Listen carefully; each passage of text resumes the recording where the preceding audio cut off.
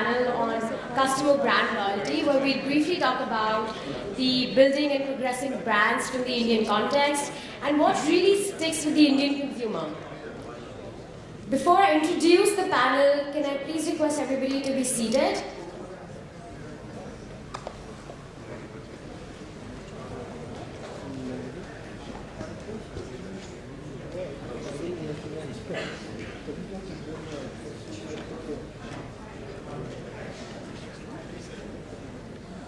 Founder and CEO of Nykaa. Then we have Mr. Shehnaz Gill, the head of India operations, Coca-Cola. Mr. Dalip Sehgal, managing partner, DS Consulting, and former MD, Godrej Consumer Products. And finally, Mr. Greg Moran, co-founder and CEO, Zoomcar. The panel will be moderated by Mr. Bellman, the South Asia Deputy Bureau Chief for the Wall Street Journal. And I'll let him take over. This mic working? Everybody hear me? It's a quick introduction. A little bit about myself. I've been back and forth, based in India, Bombay, Delhi now, Bombay before. I call it Bombay. More specifically, South Bombay. I lived in Colaba for 6 years. Since 1997, I've watched the India story unfold. And the retail sector's been, for me, always the most interesting, a place where the economy intersects with individuals. As we speak, maybe at this moment, or maybe in the last month or the last 3 months, India has surpassed the UK and France to become the 5th largest economy in the world in terms of GDP in today's dollars. It's been higher in PPP terms for a long time. Of course, per capita, it's much further down on the rankings, but that's a big accomplishment. Number 5, and among the Asian miracles, India has taken a unique path to growth. India has taken a unique place to get to number 5. China became number 5 in 2006. India is a domestic demand-driven economy, and it is not driven by commodities. It is the Indian consumers that are creating this growth. And it is the Indian consumers that are going to make the next billionaires, that international brands are very interested in.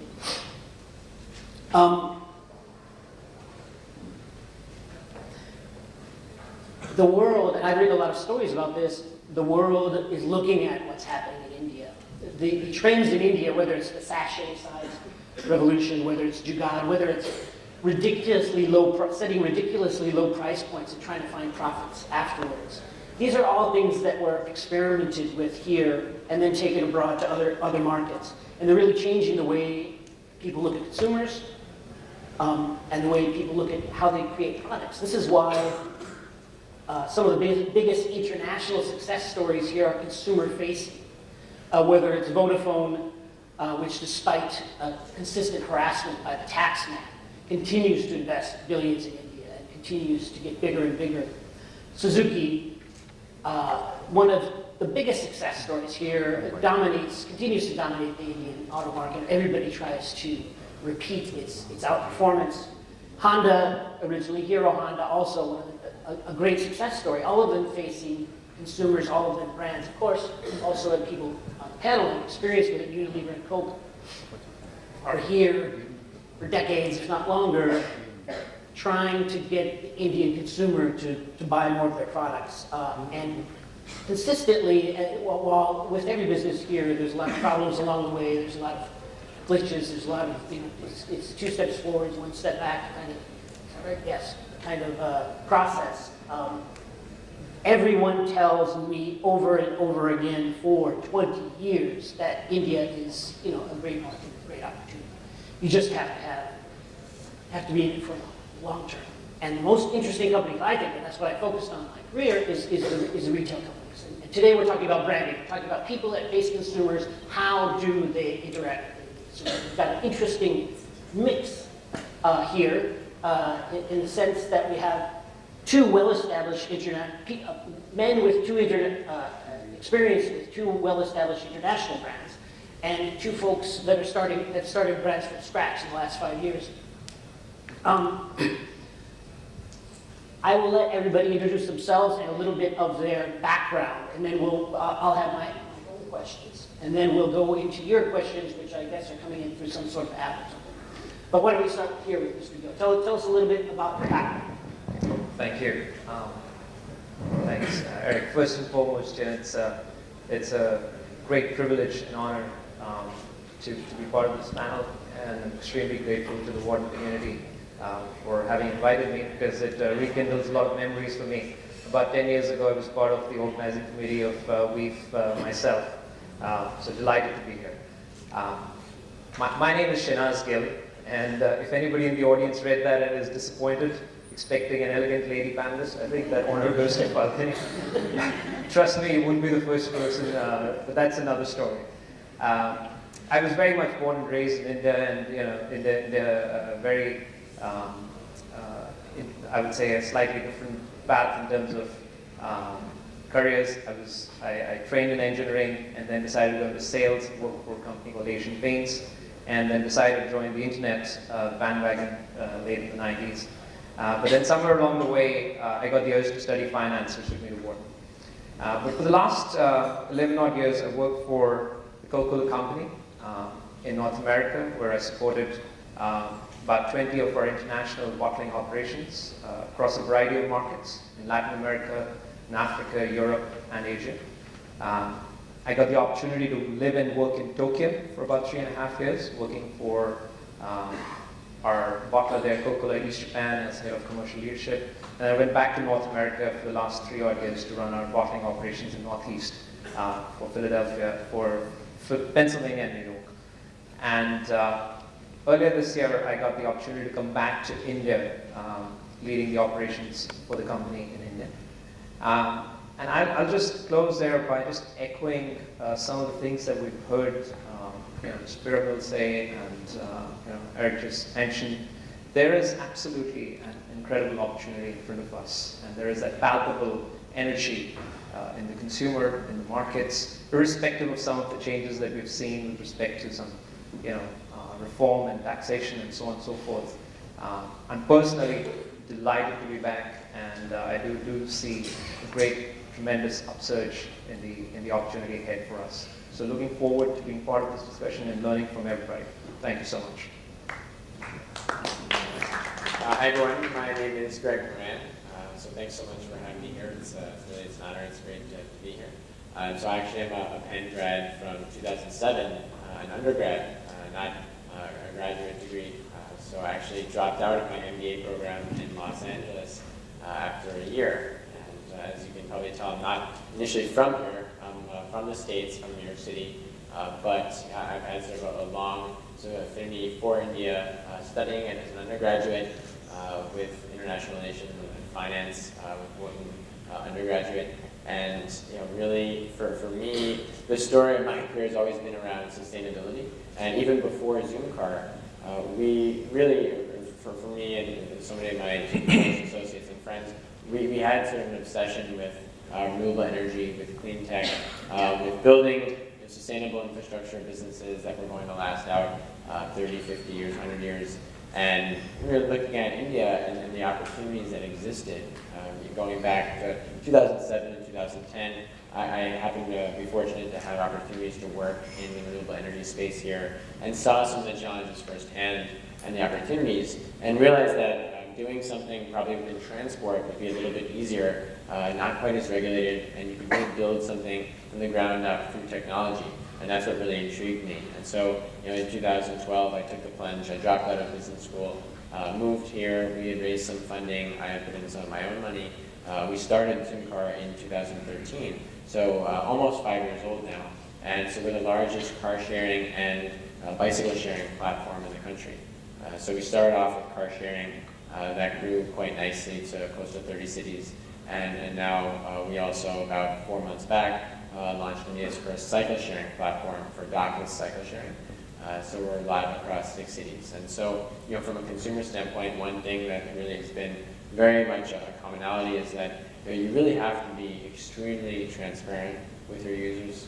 You have to be very, very empathetic with your users. And I think that's something which had been previously missing within the consumer transport space, and that's really where we try to differentiate ourselves. We'll talk more about that probably today.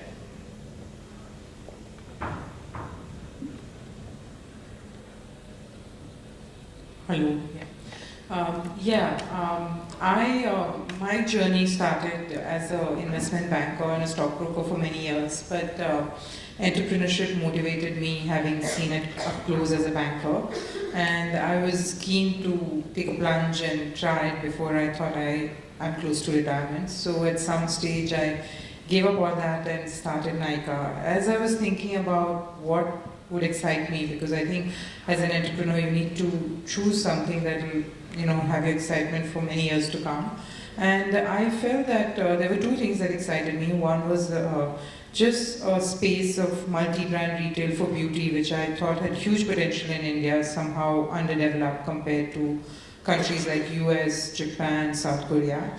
And also, secondly, women I felt in India didn't do enough for themselves. They didn't focus enough for themselves, and we started building out this brand called Nykaa, which of course retails beauty products, but at the same time, at the core of our brand is our message to women that be the spotlight of your life. And I think that message related very well to Indian women, and it's more about understanding where the consumer is. So outwardly they may be wherever they are, but in their mind, where is it that they want to be? And I think that's where Nykaa got it quite right, that women wanted more spotlight for themselves, and I don't mean by external spotlight, but they just wanted to be the center of their lives. And I think with that empowerment that we talked about, the brand grew very rapidly, and it really connected well with the consumer. And because we keep get classified as startups, so we also started in 2012, but in less than 5 years, I think we are at a turnover of about $100 million.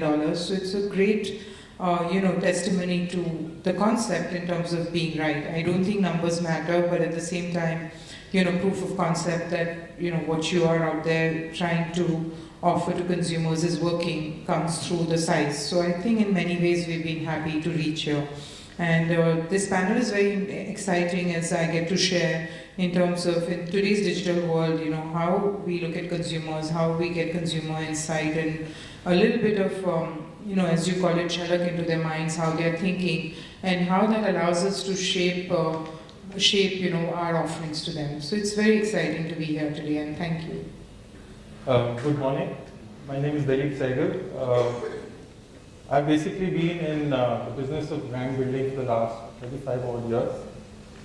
25 out of them were with Unilever, where I ran marketing for personal care and looked after brands like Dove and Sunsilk and Fair and Lovely. Post that, I did an interesting role, which is very different from what you would do in a multinational. In '99, we were looking at what Unilever in India could do for the next 10 years or 15 years. And as a result of that, we came up with some 10 new ideas that we could do in the next millennium, and it was called Project Millennium.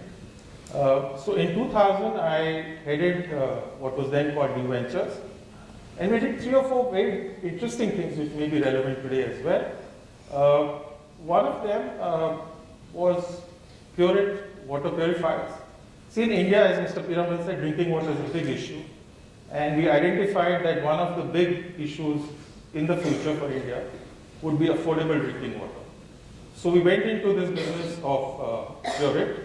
Completely new business because Unilever had no experience of durables, had no experience of technology. So it was, in a sense, a complete new startup for Hindustan Lever. And that was very exciting. It's a big brand today, among the leading top 2 brands in water purifiers.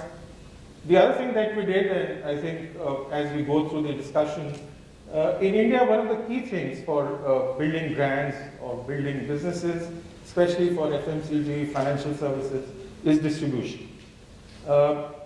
Just to give you a sense, India has about 600,000 villages, and about 500,000 of them are below 2,000 population. So for any company, FMCG, financial services, two-wheelers, cycles, getting to that 500,000 is critical. Conventional distribution models wouldn't have taken us to those 500,000 villages. So we looked around, and as part of our exercise of looking at the universe and what other people were doing, which is extremely important for any business, we found that in Bangladesh, there was this very interesting thing called Grameen Bank. I don't know how many of you heard about it. Professor Yunus subsequently won the Nobel Prize for that. It was a very simple idea, which is you inject microcredit into self-help groups, women's self-help groups, give them an opportunity for enterprise, and then they will start doing this. We took that idea and we formed self-help groups in India. It was called Project Shakti, where basically we trained women self-help groups to not just take the products, but also to communicate messages into India. Today, there are about 100,000 Shakti Ammas, as we call them, and that business contributes a significant portion of HUL's rural business. So these were two things apart from the other stuff that we did. Post that, I worked with Godrej, first with Godrej Hershey, and then with consumer products, which I was heading till about 5-6 years ago, and then I started on my own. So currently, I consult, especially for mid-sized businesses, family-run businesses, and startups. So that's what I do. Thank you very much. So yes, 25 years ago, Yeah. sort of at the beginning of this, you guys just you invented a lot of this understanding, the sachet understanding. The sachet revolution has gone from everything to insurance to data. Yeah. It's fascinating. So I want to hear more about this. I'm going to start to do a few questions again. Everybody can send their questions up that we'll read through the app. This one I'm going to go through the whole panel, but I won't be doing this for each question. How much does it cost? How much of your costs go into building brands? I mean, when you look at your costs, what is it? Advertising, events, whatever it is. How much go into it? And we've got very well-established brands. And, with your experience with Godrej, you're also with Unilever. Unilever, And Godrej, and the chocolate company.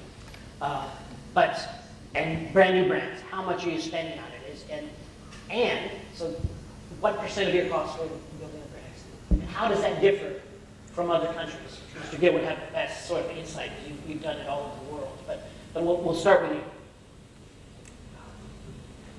Right. So before I answer the question directly, I think for most people to understand, the Coca-Cola business model is a two-part business model. You know, the Coca-Cola company, which does the marketing and the brand building part of it, and then you have the bottling companies, which manufacture, distribute, sell, and execute.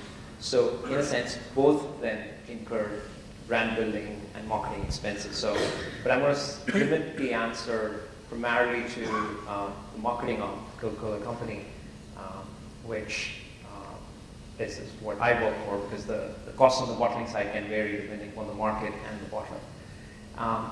So I think there are several aspects to costs of branding and marketing, and, from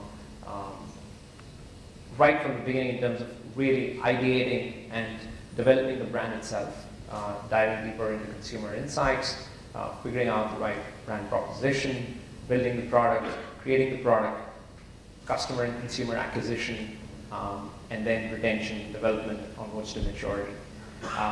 The interesting thing I think over there is that there is a considerable amount of variation in terms of marketing costs. And this is where we really start to understand the power of the brand itself. Because as we get into phases of what we call quality leadership, wherein there is a higher level of engagement with the consumer, and in terms of our share in the market, marketing costs as a percentage of total revenue tend to lower or flatten as we are able to command better pricing, offer better, higher, more value-added versions of the product, and therefore drive better realization from the consumer. Having said that, I think I would say most of the data is anyways public. So on an average, I would say in most mature markets, somewhere between 25 to 30% of the revenue is directed towards brand building efforts, above the line, below the line, and a combination of marketing efforts. But as I said, there can be considerable variation within markets. Way above or below that, or? India is for us, India is a very strategic market. We, as I shared my earlier optimism, that we see it as one of the primary growth engines for the Coca-Cola system globally going forward for several years. So we continue to invest ahead of the curve in terms of driving demand generation activities, both below the line and above the line. And since it's a private limited company, so we're not at liberty to share India-specific numbers per se. Sounds like you're saying higher.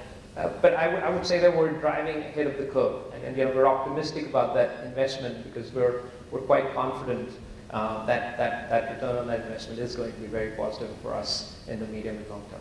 Greg, what about a company that's not only a new brand, but a new business? You've got to let people know what this is.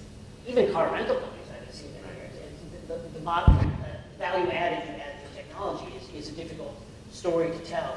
How much of your costs are about getting your brand out there? To be honest, it's actually very little.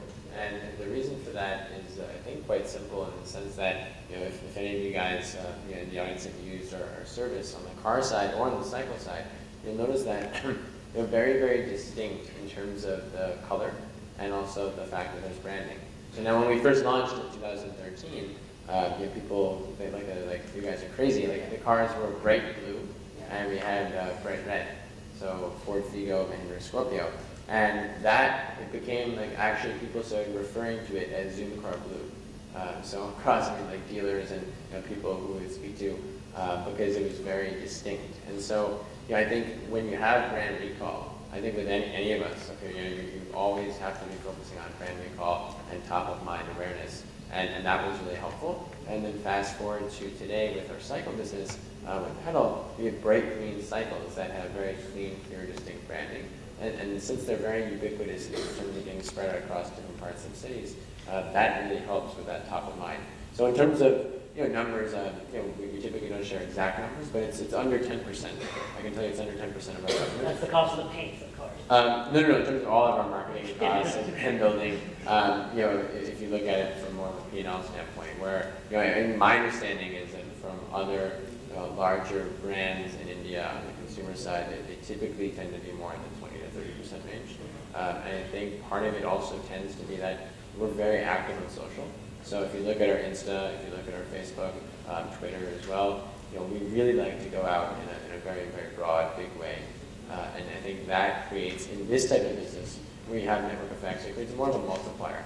And that's where we really focus on building that community of user-generated content and think about the long-tail retention. Do you get a lot of help from the media because you're a first mover on this? We do. I think it helps. Also not being initially from India, we also get some different sort of coverage, and I think we try to really bubble it up a little more organically. But yes, I think certainly there are certain what you call it more like shooting stars in terms of effect from media. But some startups would use half of their investment money trying to get their name out there. You're not doing that. No, we're certainly not doing that. No, I think our investment is very focused within technology, within product development, R&D, IoT, as well as government advocacy. So, I think as I alluded to a couple of folks outside, for us, really the largest challenges remain how we engage the public sector and how we continue to kind of liberate the supply so we can add more and more vehicles, both cars and cycles, to serve more consumers. Same questions for each other. If you have the same issue, brand new brand, but a well-known product, a well-known product category, tell us more about how did you get your name out there and to get your name out there, what percent of your costs has it cost? So I think we completely believed in what we call as performance marketing, and most of our money was spent with a lot of measurement of our marketing dollars and resulting in how much business. We also use social media very effectively, and there's a lot of organic, direct and social media traffic that helps bring down our paid marketing costs. Broadly, yes, there were a couple of years when we were at about 35% of our sales. And at that point, you sometimes feel scared that are you doing the right things, because pretty much all your margins you're giving away in marketing. But at this point, we are also sub 10%.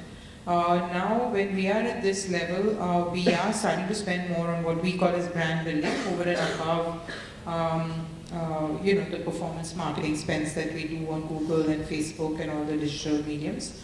And that, in our opinion, we want to try and limit to about 10 to 20% of our total marketing spend. So these are some rough guidance. In terms And of were our you spend. also sort of a first mover in this category? Yeah, we were a first mover in this category, and there was a lot, like I said, relating with our customers, very good offering in terms of inventory-led, like, knowing the consumer need and meeting that need in terms of content, education, inventory-based model, which led to very high quality, trusted. We became a trusted supplier because we were sending genuine fresh products to our customers, and all that leads to a very good repeat customer behavior. It also leads to very good word of mouth, and then on top of that, if you have an interesting story, then we measure paid versus earned media, and you get a lot of earned media also. So the whole mix then put together, which definitely has paid media at the center of it, becomes very effective, and your costs are then under control compared to spending a lot of your money on marketing. Are you also, do you get help from media? Yeah, we get a lot of mentions. Your story is media. fascinating. The story is fascinating. Yeah. So we get a lot of coverage from media, which is, really helps us. And also we have a very high customer retention rates, which means that we don't have a leaking bucket. So we are not adding new customers at the top, and but we do. I mean, this is true for a lot of e-commerce companies. All of us can stop acquiring new customers today, and many companies will be profitable. However, the market is very large. Even if while there are 350 million people online, the number of people shopping online is less than 100 million. And there's a lot of ground to cover, because if they are digitally online watching YouTube videos, they're potentially likely digital customers. So many companies are spending on acquiring new customers, even at this stage. So as you acquire new customer, and as you go more remote in terms of smaller towns, and in terms of income levels also, the marginal economics is more expensive. But I think it's worthwhile, because we've seen through consumer cohort that many of these consumers, as they get more familiar with digital, they move up the consumption curve. They buy more often, they buy higher, larger values. So overall, it works out quite well. So in Unilever and other companies you work for, what has tended to be the cost, and what does that compare to globally? Is India, is it more expensive to build a brand here, or less expensive? So two things. One, on an average in India, I think FMCG or mass marketers would spend anywhere between 8 and 15% of their revenues on advertising and promotion. As far as Unilever India is concerned, I think we tend to spend more, primarily because of the fact that we are a high growth market. So while on an average Unilever India will spend 12%, but even within that, I think what's important is that high growth categories, like say personal care, would have anywhere between 15 to 20% spends, depending on which brand is getting launched, etc., etc.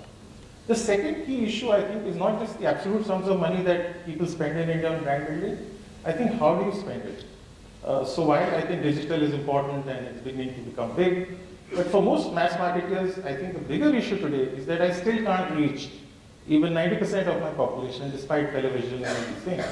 So there's a whole lot of activity that happens, what you would call below the line, but it's essentially not below the line. Right? It's advertising in the true sense. It is brand building in the true sense. So traditionally, companies like Unilever, Godrej, has spent a lot of money on, for example, wall paintings in rural markets. Coke does a lot of that, Pepsi does a lot of that. And the reason for that is that despite television being so large and we have some 800 channels, there's still large parts of this country which either don't have coverage or have no electricity, so you just can't reach them, and that is the truth.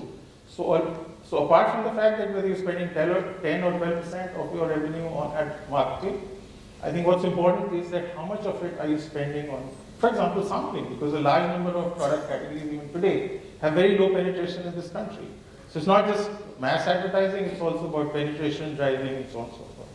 So you're saying, does this mean it's higher or lower? It would be higher than, say, Yeah, Europe, yeah. for example. Yeah, it And would be I higher. definitely want to ask about that, Roy. You were about to say something else. I just wanted to add a small rejoinder hearing your comments. So I clarified that in the way we do our business is a two-part system. So if I was to take the net sales revenue that we realize from the customers, the Coca-Cola marketing spend in India would be in single digit, right along that lane that Dalip had indicated in that 8 to 12% range. Having said that, it's a business model. We realize revenue from the bottler selling concentrate, and hence, as a percentage of that revenue is higher. But as a total system, it's very much in the same equation. Don't worry, you don't need to be shy. You're with your Wharton brothers here. So I just want to make sure everybody And understands sisters. that. That was as a segue, and three of you had mentioned it, the rural areas, and semi-rural or semi-urban, where most of India lives. How do you reach them? You just mentioned something as basic as painting on walls. I did a story where I followed a troupe of sort of entertainers. They sing and they dance and they do all types of things off the back of the trucks, selling Nokia phones. That tells you how old that story was. Who has a Nokia phone these days? But tell me a little bit, we'll get started on this side, about what are the specific challenges to reaching most of India if you have a product that can make profits out of reaching them. I think most international consumer-facing companies really aren't trying to reach that consumer, even though that's where most of India lives. And there are real pockets of real money in these villages as well. But what, other than painting on walls, what are some other ways to reach these consumers? So I think there are 2 or 3 issues that any mass marketer would face in India. The first one, of course, is the fact that media doesn't reach, like I said. The other big issue is distribution. Because at the end of the day, your product has to reach a village. And here, let me just give you a small story. We were working for a brand called Hero as part of my consulting work. Now, Hero is the largest motorcycle brand and is also the largest cycle brand. And we were working with the cycle part of the business to understand what was happening, why had growth actually slowed down over the last couple of years. And to understand that better, we actually went into Bihar, which is one of the largest markets, and went to a village which was about a 2,000 population village. And we saw this gentleman at a cycle shop. He must be 50, 60 years old. And he had just bought a new Hero cycle, and he was getting bells and whistles put on it. I don't know if you've seen a cycle in rural India. They have all these colorful things that they put on the cycle, and he was getting that done. So we went up to him and asked him as to why he had bought the cycle and why Hero. And that brings us back to brand loyalty. He made 3 points, and I think these are very, very valid points for any marketer, especially in India. The first thing he said is, I bought a Hero cycle 12 years ago, and it still works for me. Right? So what's the insight? The insight is that, especially for markets, especially for bottom of the pyramid customers, it is critical that you're able to provide functional value. Right? It's not just emotional value, it's functional value. 2, so you have to reach there to give him that functional value.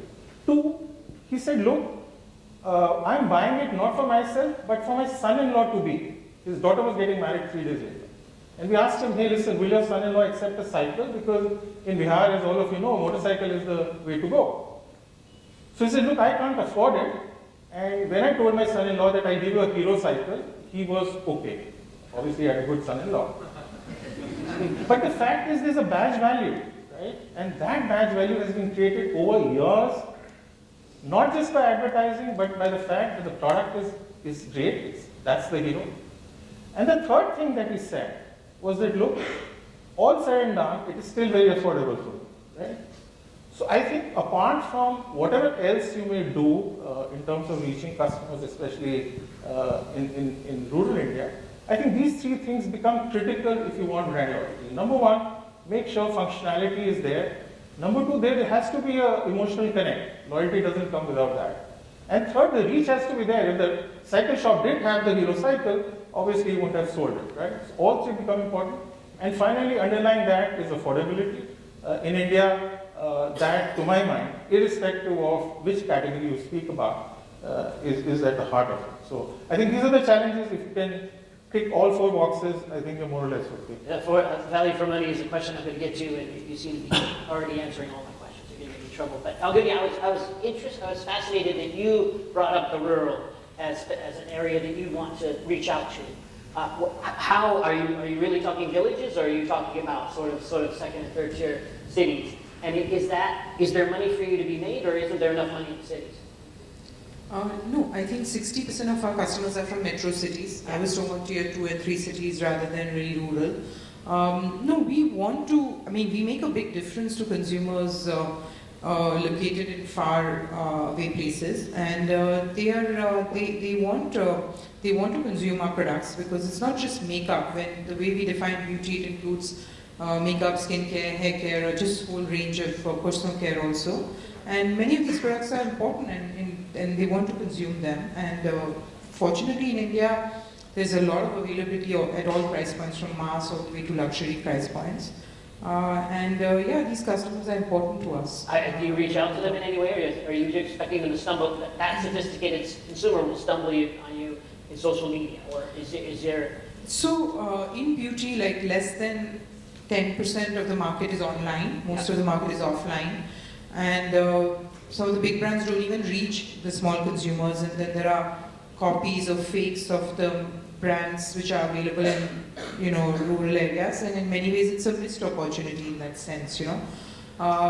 So I think what is important to us, and we defined it very early on, is that we want to restrict ourselves in terms of converting people who are online to buy online, and we don't want to try and convert straight from a buyer of our product who's not even online, and we try to get them onto Nykaa. That's a very difficult thing for us to achieve.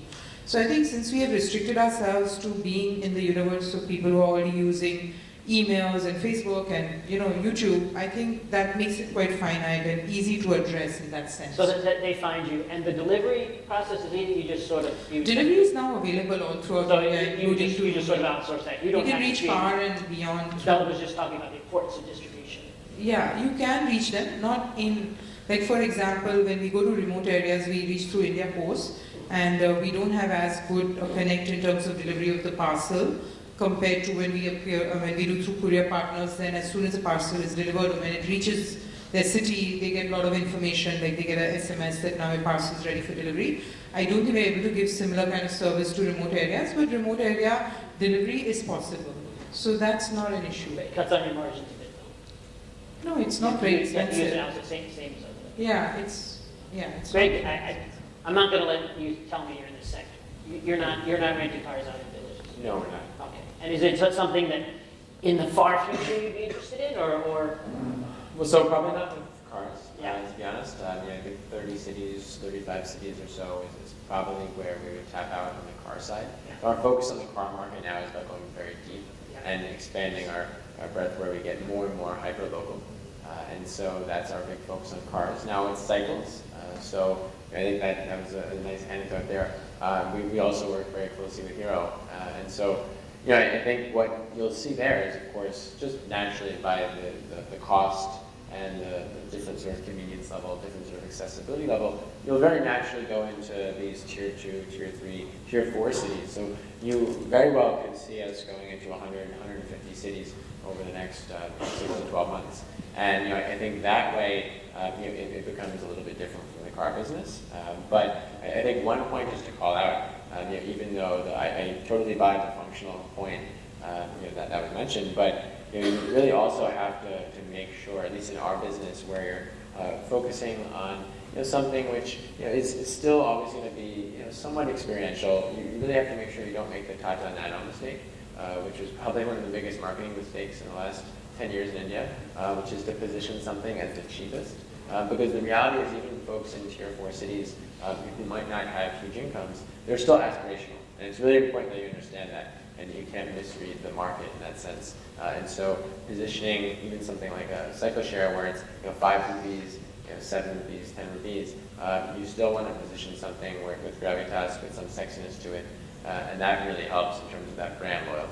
So when you look forward, you could get to some of these smaller towns, but you're hoping your brand and your bright colored cars will be enough to Regular So cycles. that's it. Yeah. Coca-Cola, I've been all over the country. One of the first stories I ever did here, 1997, 98, was following them into the village and having them explaining their 5 would-be Cokes to villagers. You've been there as a Unilever, what's the unique challenge of reaching these consumers once you've decided you can make money out of them? So I think, just like Dalip said, for a mass marketer, for a brand that aspires to reach all segments of the population, there is no way we can ignore the 700 odd million people that live in rural India. If you look at it simply from a reach perspective, there's about 9.5 to 10 million FMCG outlets in India. And today, we reach about just shy of 3 million, 2.8 or so. And the big gaps are, frankly, in the rural markets. And I think there are 2 aspects of it. One is, and we've heard affordability and price being 2 key factors. I think the slight nuance that I like to add to that is that the rural consumer, more than price conscious, is value conscious. In the sense that, given the lower levels of income, spending the same 100 rupees or 10 rupees on a product of any sort, or bicycles in that case, means a whole lot more when it's coming from a much smaller disposable income. Having said that, if what we're trying to do really is to create the kind of products that will not only address that value perception and value equation for the consumer, but also fulfill certain functional needs and benefits. For example, nutrition is a big gap area in India, and there's a pipeline of products that we're looking to develop which will address those. Having the kind of value chain that will allow us to get those products to rural areas, hinterland, because that's the key challenge in driving distribution. So over the last several years, we were running the 5 rupee affordability strategy. Quite frankly, that was one of the A's that we used to work very closely on. Affordability was a key pillar of our strategy. We did make massive progress into rural reach. But at some point, the economics just don't allow you to do that. So what we've come up with is really trying to figure out the routes to market and distribution models. And there's a lot of reach that we've been able to drive with the hub and spoke models, small spokes located in a village, catering to the village, 3 or 4 outlets, or 7 villages around. But again, the challenges are purely around the economics of making it all work. And typically what we see is that when the rotation is high in the summer months, these people are very interested in the business, and come the leaner winter months or post-summer, business tends to slow down. So we're continuing to work on our distribution models and making sure that the economics of distribution continue to work. So that is one of the biggest challenges, I think, not just Coca-Cola, but any FMCG company faces in India in terms of really reaching that rural consumer and creating that sustainable demand, which is so important for longer term recruitment and growth. It's painting Coca-Cola all over the walls, all over really work?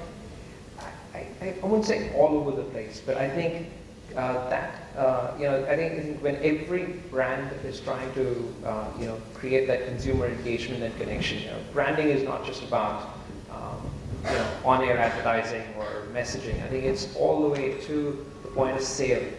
I think that's truly important for a brand in terms of how you attract the consumer, especially for categories like ours, which are immediate consumption, because that is the cue for the consumer in terms of that brand recall and therefore driving that consumption behavior. So, is the message different for the rural consumer? Do you use a different Hollywood star, a different type of advertising?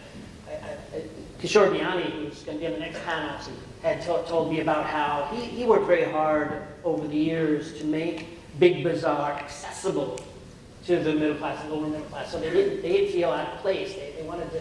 He actually added busyness to his shops, which we call the chaos theory of retail, to make them comfortable. Is there something that you have to do to make the rural consumer understand that Coke is a party that they're invited to? Absolutely. I think that is what is the beauty of our country, with the diversity that we have regionally, culturally, linguistically, and clearly in this case we're talking about the socioeconomic segmentation. So the messaging in the rural areas, certainly with the right brand back price architecture, and the kind of activations we will do. So for example, with a brand like Thumbs Up, we used to do, till a couple of years ago in fact, a massive rural program called Thumbs Up Jalsa, which was pretty much like a mela, you know, if you think about it, creating that local festive sort of atmosphere, and with some entertainment thrown in, a lot of sampling. Sorry? Salman Khan show up? Salman Khan may not show up at the Jalsa himself, but his poster would be a big attraction. All right. And doing a lot of sampling, I think that was mentioned earlier as well, which is a key recruitment tool again for the consumers to experience the brand and get connected with the brand. My question time is over. Kushbu, do we have, there's questions coming in somewhere? Does anybody have them?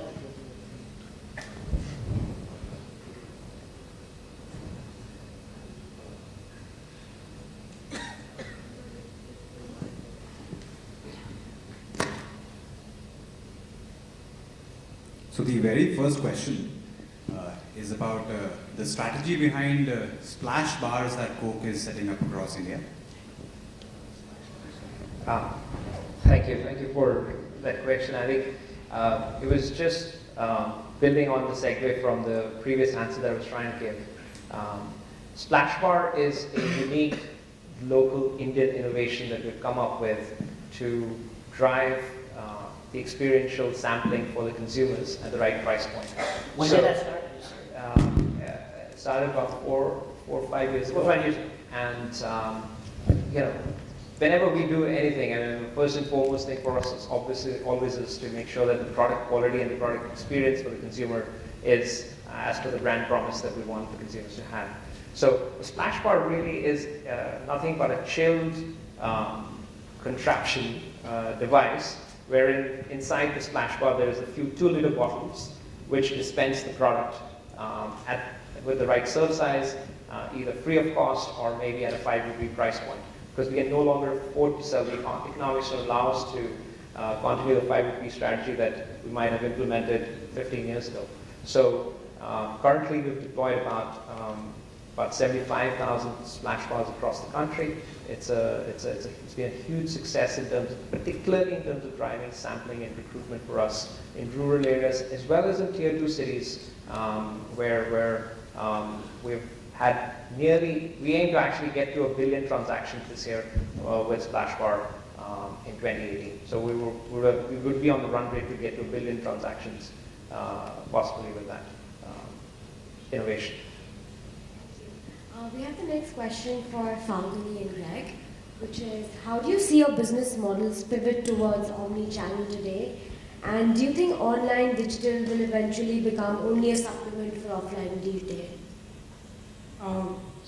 We are clearly setting up offline stores. We have 12 right now, and we'll be at 17 by March.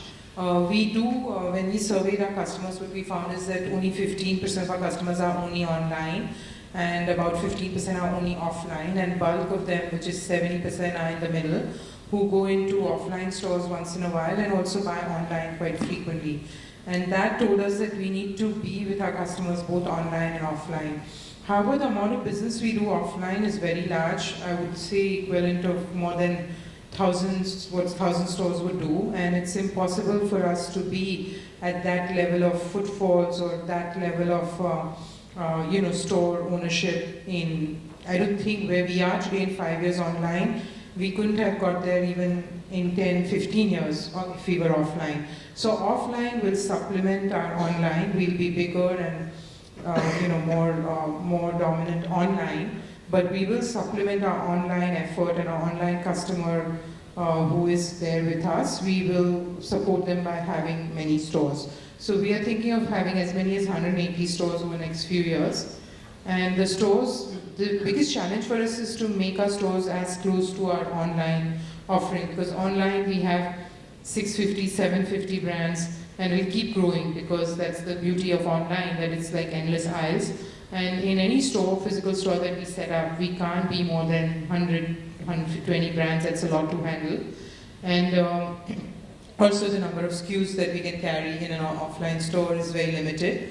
So we need to make sure that the customer is not disappointed with the experience, and hence our stores, we call them Nykaa On Trend, and the On Trend stores actually carry our top sellers as well as new at Nykaa or what is on trend. So those are curated store, bringing a little bit of best of Nykaa in our stores. And then of course, they are really truly wired in such a way that from the store you can buy online, or we don't deliver like offline right now. Like it's not like you can buy online and go to a store and collect.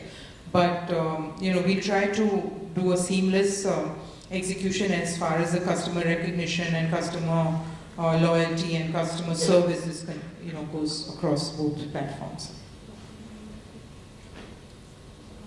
For Dalip, there was one question. What are the big trends in terms of brand problems from your experience at DS Consulting? So what have you been noticing when clients come to you? What are the general issues they face with branding? Okay, good question. I think most of them come with not problems, but with opportunities. I think Mr. Piramal in his keynote address had mentioned that as an entrepreneur, you're always looking at things that seem impossible. So most of the stuff that we do today with small size, mid-sized businesses is to figure out a growth pathway which says, if I'm X today, how do I get to 10X, right? So most of them actually don't come with problems. There are issues, of course, getting to 10X when you start building the plans, etc., which has to do with business capability, which has to do with organizational bandwidth, it has to do with your distribution system if you're an FMCG company, and so on and so forth. But I think the challenges far overweigh the let's say the problems that people come with today, and most of them that we've seen in the last 5-6 years either are looking at, like I said, exponential growth, and for them the key is, can you look at a strategy that will take us to 10x or 5x or 6x, and that in a sense reflects the optimism that is there today in the market. So nobody's talking about, oh, Demon happened, so I lost business, or GST happened. They have happened. They are incidents in a life cycle of a business. But today, if you ask me, most of the people are focused on how do I actually grow significantly ahead of market growth. I think that's the single biggest question that gets raised. Thank you. For the next question, does brand loyalty exist in rural India, or are the switching costs very low? And how do you really measure that in your business? Yeah. So I think, first of all, brand loyalty exists and exists to a very large extent in rural India, like I told you about Zero example. The other one, again, I think it's best told through a story. This is about Lifebuoy. It is India's largest selling soap and continues to be so. In early 1990s, when I was a brand manager working on the brand, there was a brief from Unilever saying, Lifebuoy as a brand has died everywhere in the world, so you guys need to be careful. Start looking at how to make it more cosmetic. I just think as marketers, right? So here is a big carbolic soap, being sold for almost 100 years, and the biggest issue was that people are upgrading to cosmetic soaps. Now, the fact is that loyalty existed for the core of the brand, which is the fact that it promises health. The slogan of Lifebuoy hai jahan tandrusti hai wahan has stayed with us for years, despite whatever people may have done. So, as a good brand manager, I launched an extension called Lifebuoy Plus, which was a cosmetic version of Lifebuoy. And any guesses? Meaning it didn't work. And generations after that have tried working on extensions of Lifebuoy, Lifebuoy Plus, Lifebuoy this, Lifebuoy that, but none of them have worked. And the fact is that the Lifebuoy consumer is extremely loyal, and you can measure it over a period of time. The loyalty is measurable. And every time you try and do something that is not at the core of the brand, the loyal user says, I don't want it, right? And I think that, to my mind, is one key issue. The other is that loyalty, even for established businesses, is not a given. And let me give you a frightening example. Axe deodorant, all of you have heard about that? Yeah. Axe was launched in the 1990s. In the early 2000s, it was a 40% share brand. Right? And then about 7-8 years ago, there was a brand called Fog that got launched. Right? Today, Axe is not even in the top 5 brands. So as marketers, when you're looking at brand loyalty, you're saying, hey, listen, the brand had a 40 share, so obviously the loyalty index must have been very high, right? I think the mistake we make is that we don't distinguish between brand satisfaction and brand loyalty. Satisfaction is a measure. You know, we were talking about, is it science or is it art? Satisfaction is a measure. Loyalty is the brand. And that was proven time and again across brands. And Axe is a classic example, meaning if you don't listen to the consumer, because in deodorants in India, people don't use them for deodorancy. They use it as a perfume on clothes, right? So if your perfume impact is not high, it's not going to work, right? Not only that, the category which was 900 crores is today 3,600 crores, grown 4 times, right? So somebody who was listening to the consumer figured out that the loyalty lay in how confident I feel about myself through the day, which is really what a deodorant should have done. But in India, because people don't use deodorant for the body, they use it on the clothes, here comes a brand which says, hey, listen, all perfume, no gas. Right? So 2 points. One, yes, loyalty, don't take it for granted. Businesses which have done well, brands which have done extremely well. Classic case, Nokia. Yeah, all of us use the Nokia phone. But again, the fact is they were believing in measuring satisfaction, not loyalty. The Apple consumer is a loyal consumer. All other brands, honestly, if you ask me, at some point in time, will disappear, right? And why is the loyal Apple user loyal? Because of the emotional connect that they have. So I think apart from functionality, etc., loyalty comes when you connect in some emotional manner with your customer. Can I add just one last question? We're wrapping up, right? Okay. First, let me give you a shout out or heads up. Next panel is going to be really interesting. Same theme. Kishore Biani, who knows the Indian consumer better than anyone and has done a lot of interesting things to interact with him, is going to be here. We're going to talk to him and his daughters. Last questions, quick answers from everybody. Honest answers. Patanjali, Baba Ramdev, is he an accident or a genius? And he's attacked Coca a number of times, so you're going to be honest. Typically we don't comment on competitors as such. This is just friends. We're just having coffee. I think the Indian market is huge, and when I said earlier that that's the beauty of the market. I think somebody's come along and figured out a gap in that market and a niche in that market, and I think there is room for that kind of marketing as well, and that's what is seen the success of that particular brand. Just as many other regional companies, have figured out those niche segments and really grown into pretty important players in their respective categories. Multi-billion-dollar niche. Yes, exactly. Yeah. Exactly. All right, so you say there's room for everybody. I think so. Yeah, so you probably don't agree with what he says about Coca-Cola. But Greg, what do you think? What lessons do we get from this guy who just really came out of nowhere and has done really well? And he now has copycats and others are doing it. We just had a page 1 story in the Wall Street Journal about how globally this is sort of a trend. People picking away at the giant brands with these smaller brands. What do you learn? I mean, obviously it's sort of a different industry, but I love the spunk. And, yeah. I think for us, we always kind of take pages from that playbook. Where, Do you do yoga? Yes. Okay. But no, I think in all seriousness, what we've done is kind of try to adopt and try to think about ways where we can extend ourselves horizontally in ways that are slightly tangential, which are not necessarily directly related to our business in terms of the day-to-day. So for instance, we have something called Zoomcar, which is it's kind of a destination. Think of it as like the answer to a US style, like sort of Uber style rest area. It's much nicer than what might have otherwise been there in terms of the offerings. So in terms of food, in terms of experience around art, and experience around music. So it's kind of sort of a sensory overload in some ways, but tied to our core experience as as a brand. So we try to do things that are a little bit offbeat and sort of esoteric, which tie back to the whole The brand has mantra. to be part of who you are. Yeah, so that you get that emotional connect. And so we say, you never stop living as our brand tagline, and do these sort of elements which kind of enhance it. Okay, any I think it insights? is clearly a very good marketing engine as well as a supply chain management engine.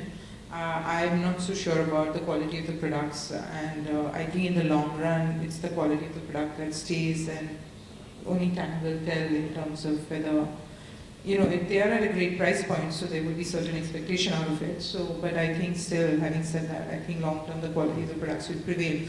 I mean, talking about brands earlier, I have probably used the same toothpaste and soap for many years. So I think brands do stay on for very, very long time. I still ask for thumbs up only because that's what I had when I was young. So I think the brands really stay on in consumer psyche for a long time, and that's the true value of the brand. So we'll They're have not to going to see. be thrown recently, but people like this will come up. You're saying. Yeah, And you may come in a and sense, go, are but coming at in the as same well. time, they need to become such a strong brand in their consumers' mind. They will get opportunities because of positioning, because of pricing, because of managing distribution well. But then finally, you have to stay with your consumer for a long period of time. Okay. That really quickly, you think he's a genius or? No, I think he's a genius. You There's think no he's a genius? question. Yeah. The fact is that he had 150 million users even before he launched a product. Yeah, I see. Yeah. So that's very rare in this world. So I think he's done a remarkable job. It's like Kim Kardashian, Yeah, absolutely. launching a Yeah. perfume. And on television, he looks exactly the same. So I think it's a great marketing thing that he's done. Product quality, yes, I think he will figure it out as he goes forward. But fact is that I think this is part of a trend that's worldwide, going back to roots, going back to nature, going back to where you started. So I think he'll do well. Okay, we got to wrap up, right? Because this is Wharton. We have to be on time. Unfortunately, we are out of time. Yeah. But thank you so much. That was a great discussion. Please accept those trophies as a token of our gratitude.